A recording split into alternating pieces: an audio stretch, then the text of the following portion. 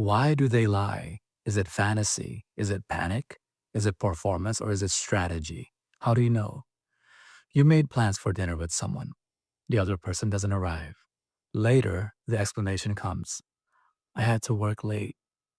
Then you see something that conflicts with that story. Now you have two problems. Your first problem is practical. The person gave you false information. The agreement wasn't honored, and you made decisions from an account that may not be true. The second problem is psychological. What just happened inside the other person? Did the other person know the statement was false? Did the other person panic and say whatever might prevent an immediate rupture? Or did the other person reshape the event until the new version felt true? Was the story a part of a performance, or was it calculated strategy to avoid consequences?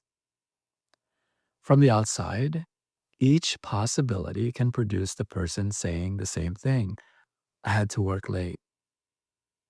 The same false statement can perform a different psychological function, job. The falsehood alone doesn't identify what's going on in the mind of that person that produced it. And understanding the possible job of the statement doesn't excuse the deception, restore the agreement, or remove consequences. For a statement to be deliberately deception, the person has to be trying to create or maintain a belief the person considers untrue. So, factual inaccuracy and deliberate deception can overlap, but they aren't identical. Factual inaccuracy can occur without conscious deception, including through ordinary error or memory failure. Confabulation is one clinical example of false memory production without intent to deceive. Or a person can know what happened and intentionally give you another version. You can't inspect another person's awareness directly. You can gather evidence and make a reasonable inference, but behavior doesn't give you certainty about private motive. One lie also can't establish a personality disorder. Diagnosis requires a persistent pattern across time and contexts, along with impairment and consideration of other explanations. Every function we're about to examine here is a possibility, not a diagnosis. None of these explanations removes responsibility. Let's return to Riley for this example. Riley asks, why didn't you come to dinner? The other person says, I had to work late. Sam Vaknin says that in a narcissistic pattern, the statement may protect grandiosity, the false self, or a shared fantasy from reality that contradicts it. Think of the false self as the person's preferred identity experienced as reality, not merely a mask that gets put on and removed. The shared fantasy is the story that allows the relationship that preferred identity to keep making sense. What could that look like in dinner? The conflicting information may raise a painful possibility. I broke an agreement. I may not be the person I claim to be. Riley may now see me differently. The work story protects the preferred identity. The person remains overworked and misunderstood instead of having to face whatever the accurate account would reveal. When evidence arrives, does the person acknowledge the false information? Or does the account keep changing so the preferred identity survives? The possible mechanism helps Riley understand the story. It doesn't require Riley to continue trusting it. Now, take the same sentence and consider a borderline pattern. Emotional dysregulation and temporary stress related dissociation are clinically relevant to BPD. Neither one proves deception, though. Vaknin describes borderline regulation as frequently relying on an intimate partner or another important person when that relationship feels threatened. The person's immediate experience may be dominated by emotional intensity and fear of rupture. In the dinner example, the internal emergency may become, don't let Riley leave, get the relationship stable again. In the dinner example, a false account could hypothetically function to reduce abandonment fear, emotional dysregulation, or immediate relational rupture. The fear may be sincere. The false information can still be harmful. After the panic settles, can the person acknowledge what happened accurately? Can the person tolerate Riley's disappointment? Does repair continue after reassurance has been restored? Now consider a histrionic pattern, HPD. Current clinical descriptions of HPD, histrionic personality disorder, include impressionistic speech and theatrical or exaggerated emotional expression. That doesn't mean the emotion is fake. Vectin proposes that a histrionic person may externalize and dramatize emotion as a way of coming to experience the emotion itself. The display can be sincere even when it grows into a spectacle. So saying, I had to work late, may become the impossible boss, the sudden crisis, the heroic sacrifice, the tearful description of being pulled into every direction. In Vectin's um, postulation, a histrionic pattern, falsehood, may hypothetically preserve attention, centrality, emotional intensity, or audience salience. Does the intensity pull Riley away from the original agreement and toward the person's distress? When the intensity settles, can the person return to factual detail and acknowledge the impact? The performance may be emotionally sincere. The factual account can still be wrong. Now consider an antisocial or psychopathic pattern. Deceitfulness appears within the broader diagnostic pattern of antisocial personality disorder. Psychopathy is related to ASPD, but the two aren't interchangeable. Vectin describes psychopathic conduct as goal oriented and potentially instrumental. In the dinner example, an instrumental falsehood could preserve access, avoid a consequence, or advance a goal. The central question is utility. What did the false account help the person keep, avoid, or obtain? Not every antisocial or psychopathic act is carefully planned. Recklessness, poor foresight, impulsivity, and comorbidity also exists in psychopathic behavior. The strategy may be deliberate, impulsive, or poorly planned while still serving a goal. Now, let's remove the diagnostic lens entirely. Did you know ordinary people without being diagnosed or having no diagnosis of pathological behavior can still lie? Shocking.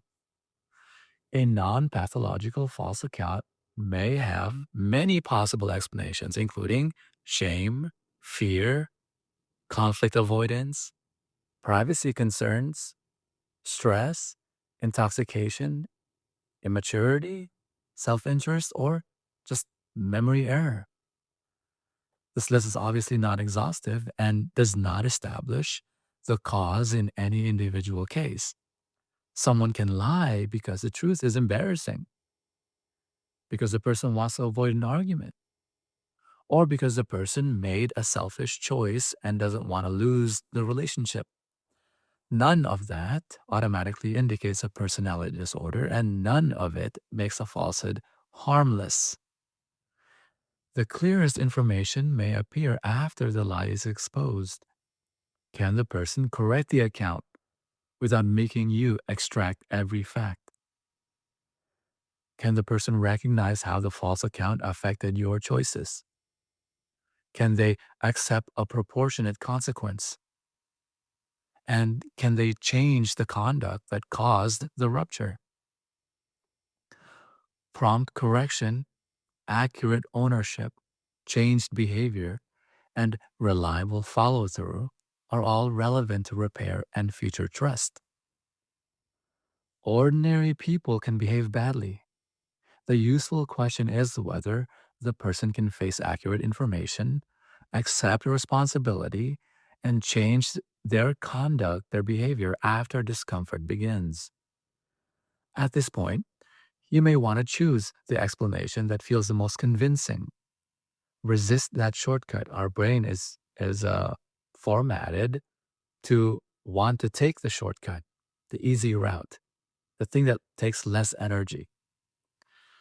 The dinner story gives Riley conflicting information, not direct access to the other person's mind. None of us, zero of us, have access to any person's internal experience, which is why psychology can only be pseudoscience. Put every possible explanation aside for a moment and return to what Riley can actually observe. So, how do you use what we've just learned without pretending you can diagnose anyone? Use four questions: accuracy, awareness, three, function, and repair. This is a protocol you can use, um, not a diagnostic test. Accuracy: what exactly was said, and what can you verify without spying, baiting, or secretly testing anyone? For example, Riley can ask the question: the person said work caused a missed dinner. I have information that conflicts with that statement. Second question you could ask is awareness. What evidence suggests knowledge, uncertainty, memory failure, concealment, or a changing report? Preparation, contradictions, corrections, and concealment can inform your inference. Nervousness or body language alone cannot prove deception. If someone hid conduct, prepared an alibi, deleted evidence, or changed the story only after being shown facts, those observations can support an inference about awareness. They still do not reveal every private motive or prove a diagnosis. The third area of question you should be asking is function. What did the statement appear to protect, prevent, restore, or obtain? Maybe it protected a preferred identity. Maybe it tried to stop abandonment panic. Maybe it restored attention. Maybe it preserved access to access or avoided a consequence. Maybe it was ordinary shame and conflict avoidance. Maybe just keep the word maybe. Maybe is very important. The fourth thing you can ask is the area of repair. Number four, what happened after accurate information, impact, and consequences were brought forward? Did the person correct the account? Did they accept responsibility and respect your decision? Did their behavior change over time? Or did the story simply evolve to preserve the same outcome? Imagine that Riley asks about the conflicting information. The other person first repeats the work story, then changes one detail, then offers a different version after Riley names a specific fact. Accuracy tells Riley to keep those versions separate. Awareness tells Riley that the timing of each change is relevant without pretending to it proves the entire motive. Function asks what each version appeared to accomplish. Repair asks whether the person eventually gives a complete account, accepts the effect on Riley's choices, and behaves differently afterward. That walkthrough doesn't tell Riley which personality pattern is present. It gives Riley a disciplined way to think before deciding what level of trust, agreement, or access is reasonable here. The framework helps you organize what you observed. It doesn't tell you which diagnosis or private motive is true. The book OLNE protects personal privacy and rejects coerced total transparency.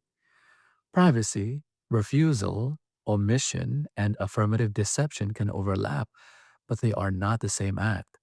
Privacy can become relationally consequential when withholding or misrepresenting information violates a freely made agreement or changes another person's informed participation. Very important to read that aspect of consent in the book OLNE. The other person was free to change the dinner plan. That freedom didn't require a false account. Intention should be communicated so other people can update their expectations and make a delineation and distinguish between a stated expectation from a commitment that was actually made. You may understand why the person lied and feel compassion for the fear, shame, dysregulation, fantasy, or defensive structure involved. The person is still responsible for what was communicated, which agreement was broken, and what access remains reasonable afterward. If the deception affects sexual consent, physical safety, health, finances, housing, or another high stakes decision, this is very important to point out. You may protect yourself without first solving the person's diagnosis or motive. If there are threats, stalking, coercion, or violence, focus on concrete safety action and qualified local support instead of confronting the person with your psychological theory. Let's return to dinner. The other person says, I had to work late. And then you discover that the account conflicts with reality. You may never know with certainty whether the statement protected a fantasy, whether the statement reduced panic, if the statement sustained a performance, or if the statement advanced a strategy or avoided ordinary shame. You don't need that certainty before responding to what happened. You see? Ask whether the account was accurate. Ask what the evidence suggests about awareness, their awareness. Ask and consider the possible function without pretending you can read a mind. Then observe what happens when the person has an opportunity to repair the harm. A diagnosis doesn't make the lie harmless. A painful history doesn't make the agreement disappear. And a calculated motive isn't the only reason you may need to reduce trust or access. The explanation may change how you understand the person. Your decision can also consider the severity of the deception, the person's conduct afterward, your boundaries, the available evidence, and any continuing risk. Thank you for watching this video. I'll see you on the next one. Bye-bye. Tell me what love looked like before it looked like me. I keep reaching for the outline, but I want the thing I see. Where your body closes, where your hope begins. I'm learning the weather under your skin. I don't want the person I invented in the dark. I want your particularities, every strange and living part. I want your particularities, not the ache, not the mask. I want the way you open and the shape of what you ask.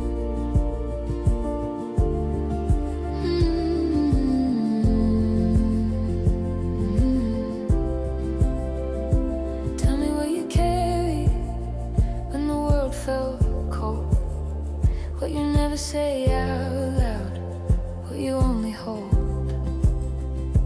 Tell me how you hear me when my words come out wrong. What kind of touch is easy? What kind of touch is gone?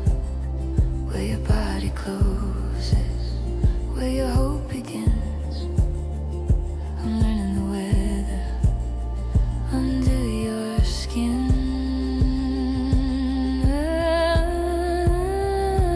I don't want the person I invented in the dark. I want your particularities, every strange and living part. I want your particularities, not the ache, not the mask. I want the way you open in the shape of what you ask.